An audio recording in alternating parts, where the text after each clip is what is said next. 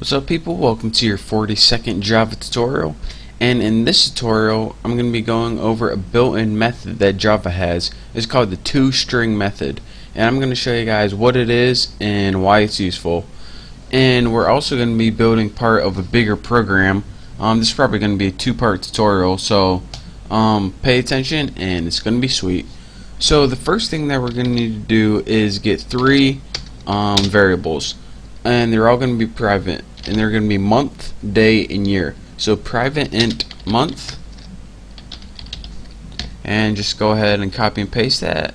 Take advantage of our laziness. Control V, int day, and private int year. So now we have three variables right there. So let's go ahead and do something with them. The first thing that we're going to want to do is build this PopPy. Again, you can see in my PopPy class. So I'm going to build the PopPy constructor.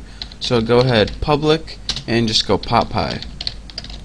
And it's going to take three arguments. It's going to take int m for month, int d for day, and int y for year. Again, you can name these anything you want, not important. But remember to set your variables, which were your private variables, like month, equal to whatever you corresponding letter. I just put M, D, and Y for obvious reasons. So that private day variable is going to be set to whatever we pass in for D, and that private Y is going to be set to whatever we passed in for Y. So now we got our constructor, but we want our constructor to do one more thing. We want it to print out a string. So, and we just want it to print out so we can know that our constructor worked or didn't work.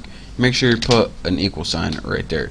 So let's go ahead and system out printf. We can just print format, and I already started filling them in for us. So let's go ahead and print out a string. So let's put come on, Haas. Let's put the constructor. Make sure you spell it wrong. For this is, and then we'll go ahead and put %s, and that means string, and then go ahead and put a new line if you feel like it. If you don't feel like it, you know, you don't gotta. And now, as you can see right here, our C style format, it takes one string argument. So in our second argument, just go ahead and write this. And when we write this, what it means is this, the keyword this, what's highlighted right now, this is just a reference to whatever object we just built whenever we call this class. So it's going to say, alright, then what the heck do you want me to put for a string? Well, that's what we're going to be going over in this tutorial right now. Anytime that you need a string representation of an object, Java built this thing called a toString method. So let's go ahead and write public, and we're going to be building that right now. Public string toString. And I know most of the time you can call your methods anything you want, but you can't. You have to say toString in this case. And go ahead, and it takes empty parameters, and in your body of your method, go ahead and return whatever format you want.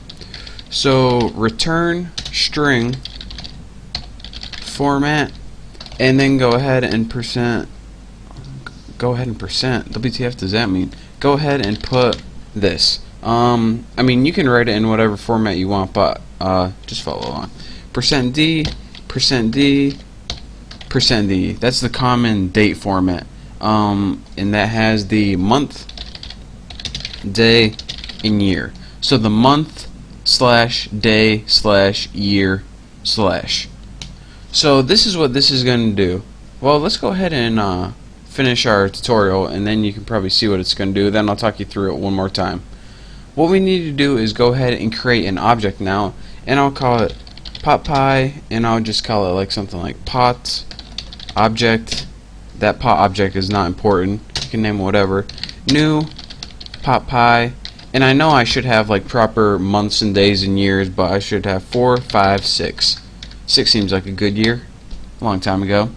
So now that we go ahead and create this object, we should get a nice little string at the end if I didn't mess anything up. and it says the constructor for this is 456. So now let me take you guys through exactly what I did. What I did is create an object using the parameters 4, 5, 6. So let's go ahead and look what happened when I created that object. It said, alright, since the first thing I'm going to do is this constructor, I'm going to pass the parameters 4, 5, and 6. And for month was equal to 4, day was equal to 5, and year was equal to 6. What the constructor also did is say, alright, every time I create an object, I want you to print out this string. But we had in the string variable, instead of an actual string, we had a reference to an object. And anytime you reference an object and it needs something in the string format, it looks to this method right here. What this method says is anytime you need a string representation of this object, you look to me. I'm toString, I'm built in Java, that's what I'm for. So that's why it outputted this right here. The constructor for this is 456. This is where that format 456 comes from right here. And in the next tutorial, if this seems kind of confusing, I'll show you guys a useful way why toString is actually used, and not only, you know, it might be a little confusing to understand. I mean, this is just an example, it doesn't really do anything, but in the next tutorial I'll show you guys like one example where we would actually need it and use it. But for now, hopefully you get the main idea. Again, the key points is the probably two things you're going to be confused upon is this, I mean what's highlighted right now. Anytime you use that keyword, this, it's a reference to the current object. So it's going to say, alright, just reference the current object. So it implies that it needs a string. So since it needs a string, it says, alright, I need a string here. It says, oh, I see, that's why it gave me this toString method. So anytime I need a string, I know where to look. So, makes sense. And if it doesn't, it will in the next tutorial. But for now, thank you guys for watching. Hopefully you understand the basics of a toString method, and don't forget to name it toString. That's very important. So again, thank you guys for watching, and I'll see you next tutorial.